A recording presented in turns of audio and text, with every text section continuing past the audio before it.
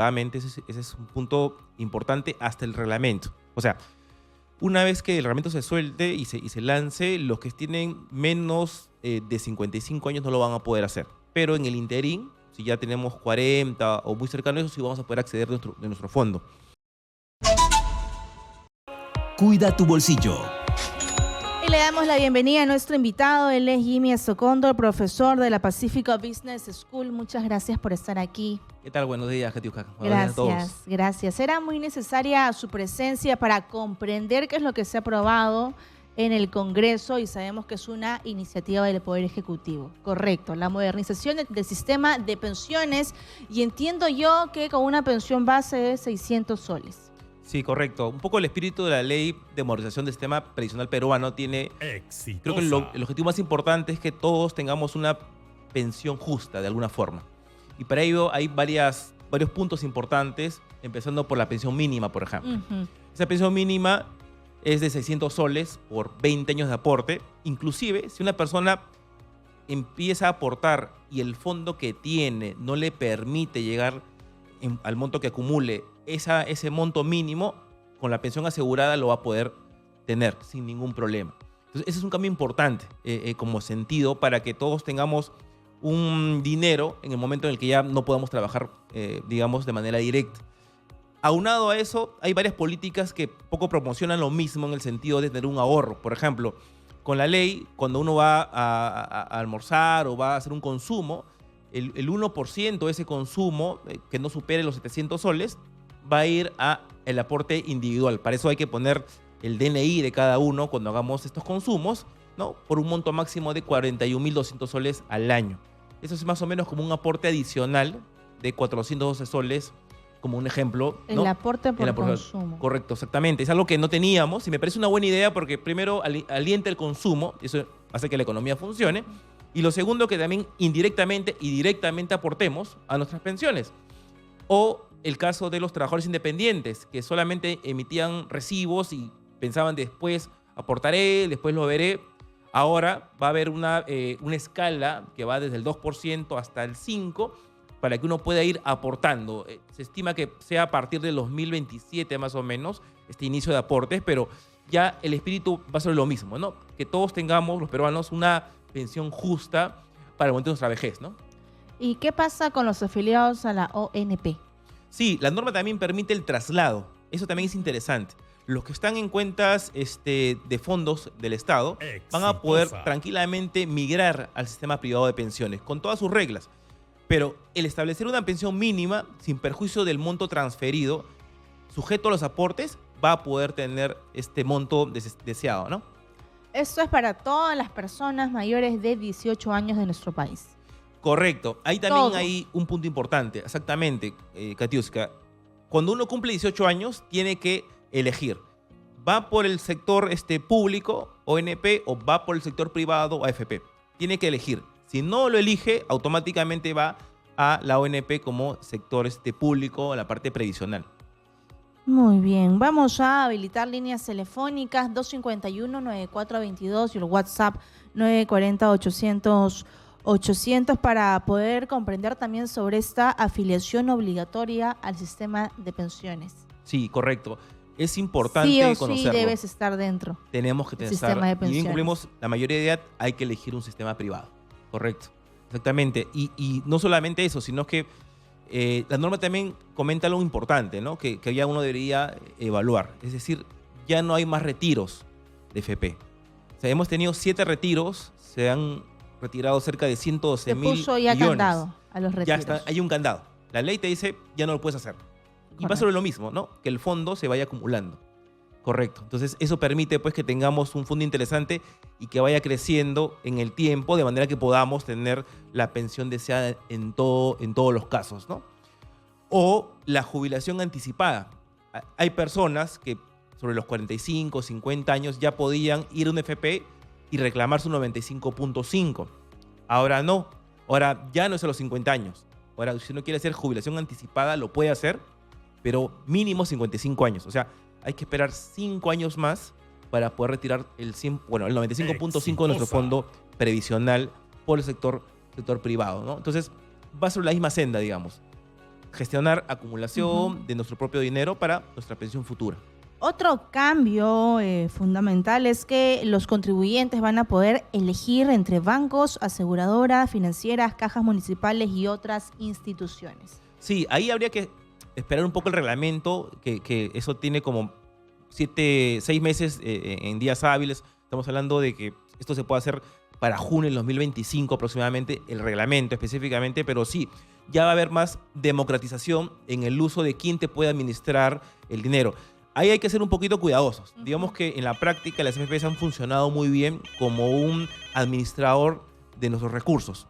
Han invitado a bancos, cajas municipales, inclusive creo que a cooperativas también para hacerlo, pero hay que verlo con mucho cuidado y actuar con cautela sobre todo, ¿no? Muy bien, vamos a ir con la primera comunicación, por favor, profesor Astocóndor. Jimmy Astocóndor está aquí en Radio Exitoso en la secuencia Cuida tu bolsillo. Importante el tema que hemos planteado, que es la modernización del sistema de pensiones con esta nueva ley.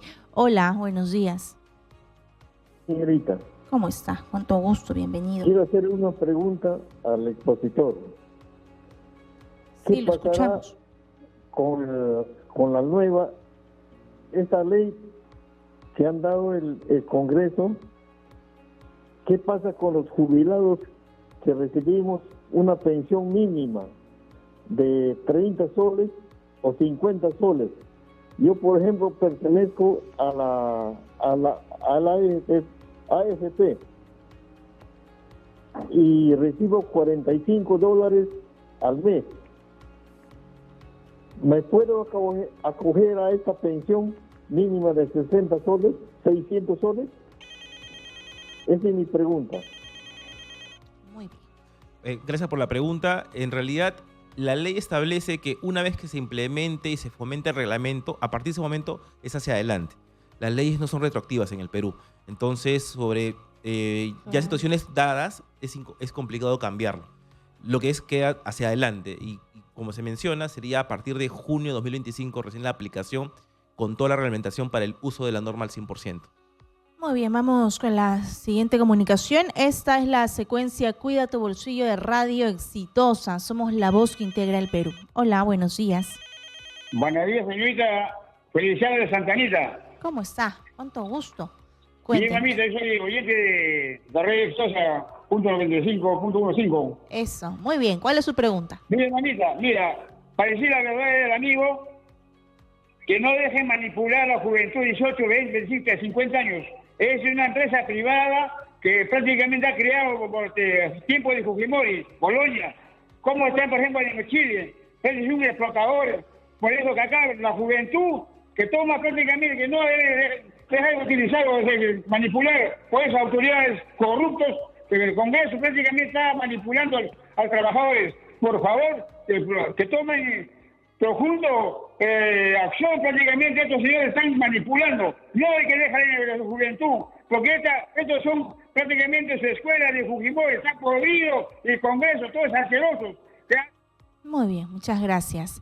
11:47 de la mañana. ¿Cuáles son otros puntos claves que debemos comprender de esa nueva ley del sistema de pensiones? Bueno, otro punto importante en la ley es que primero no vamos a poder jubilarnos anticipadamente. Ese es un punto importante hasta el reglamento. O sea, una vez que el reglamento se suelte y se lance, los que tienen menos de 55 años no lo van a poder hacer. Pero en el interín, si ya tenemos 40 o muy cercano a eso, sí vamos a poder acceder de nuestro fondo.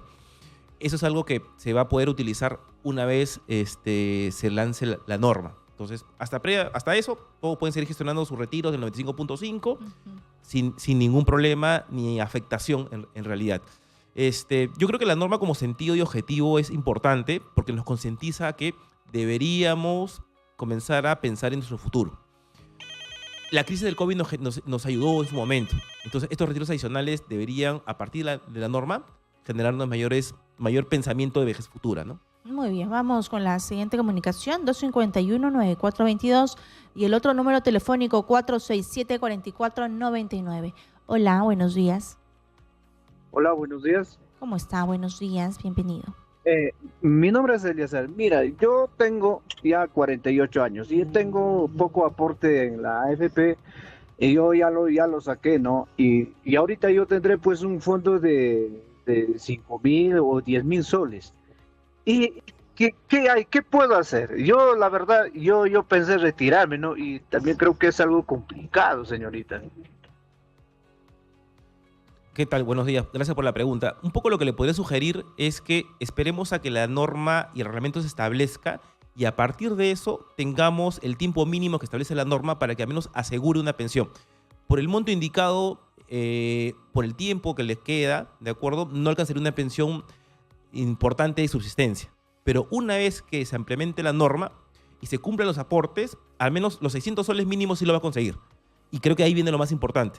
Porque justamente la norma establece que si una persona a partir de ese momento comience a reunir dinero y patrimonio y cuando llegue el momento de la vejez no le va a salir una pensión de 200 o 300 soles, es cuando el Estado va a hacer la diferencia del aporte y va a cubrir cuando menos la pensión mínima. Por eso, en el caso de la pregunta que me estaba haciendo, yo le diría que esperemos un poquito, sale la norma, nos ajustamos a la norma, la cumple, hacemos los aportes y asegurado los 600 soles mensuales una vez que tome la decisión de la jubilación. Muy bien. ¿Cómo es con los independientes, con los trabajadores independientes? Sí, el trabajo independiente son pocos, yo creo, que los que hacen un aporte voluntario. Claro. En este caso ya no va a ser un aporte voluntario, ya va a ser obligatorio. 2% de su aporte en su boleta o recibo que emita como independiente hasta un máximo de 5%. Es progresivo, va a ir en años, del 2027 hasta 2033, 2%, 3%, hasta llegar a 5%. Pero sí es importante que comience a generar un aporte previsional. Inclusive, eso también es algo que dice la norma que también me parece relevante, es que el empleador también podría hacer el aporte. Y eso es algo que también es importante precisar. Cuando uno aporta en sistema privado, nosotros tenemos que de nuestros sueldos nos detraen el 12 o 13% para el fondo y para la comisión. Pero eso también puede ser reemplazado y está siendo también evaluado en el reglamento, que el empleador va a poder hacer el aporte por nosotros. Entonces, es una forma de decir, ¿sabes qué? Yo confío, creo que es un buen trabajador y yo podría colocar ese dinero por ti, digamos. Pero igual creo en tu crecimiento profesional y una jubilación futura para ti. Muy bien, nos queda clarísimo. 11:51 de la mañana. Esto es Radio Exitosa y esta es la secuencia Cuida tu bolsillo. Hola, buenos días. Buenas tardes. ¿Cómo está? Cuéntenos, Buenas ¿cuál es su tardes. pregunta? ¿Cómo está? Buenos días. Buenas tardes, mi nombre es Gloria. Gloria. Mi nombre es Gloria. Y quiero saber, por favor, porque mire, soy una persona que soy jubilada de la 19.990. Actualmente estoy recibiendo un sueldo mísero y desde hace muchos años atrás, ahorita estamos recibiendo 660 soles. Yo no entiendo por qué el Congreso no se preocupa en aumentarnos a nosotros y ponernos un sueldo alto o sea, ahorita como es el sueldo mínimo que es de 1.030 soles, si no me equivoco, ¿por qué no nos alcanza a los 600 soles que ganamos? Y ahorita tengo mi hija, de que ella tiene su dinero en la AFP, ¿no? O sea, ella trabaja. Y imagínese, o sea, si usted dijo hace un momento de que no importa, hay que seguir aportando y aunque sea van a recibir 600 soles mensuales también en la AFP, mire, si ahorita a mí no me alcanza con 600 soles, imagínese a mi hija, que ya falta poco para que también se jubile, no le va a alcanzar, es una miseria 600 soles. ¿Por qué no hacen una cosa? O sea, siempre hacen leyes favoreciendo a las grandes empresas y no sé quiénes están metidos ahí prácticamente en el Congreso, que lo que tiene que preocuparse es en aumentar, como dijo la señora Dina Boluarte y los otros presidentes que toda la vida han estado acá, en aumentar los sueldos a los jubilados, tanto de la 2530 como la de 19.990, y que por favor sea el sueldo, que por lo menos que llegue al sueldo mínimo, ¿no? De los 1.030, para que nosotros podamos vivir bien. No puede ser posible que ellos sí puedan alimentarse bien y nosotros no podamos alimentarnos bien. No tengamos ni siquiera, yo acá en mi casa yo tengo que estar pagando el alquiler. ¿Con qué como? No vivo bien. ¿Cómo puede ser posible? Que se pongan una mano en el pecho el presidente o el ministro de Economía y que haga una lista en base a una canasta familiar.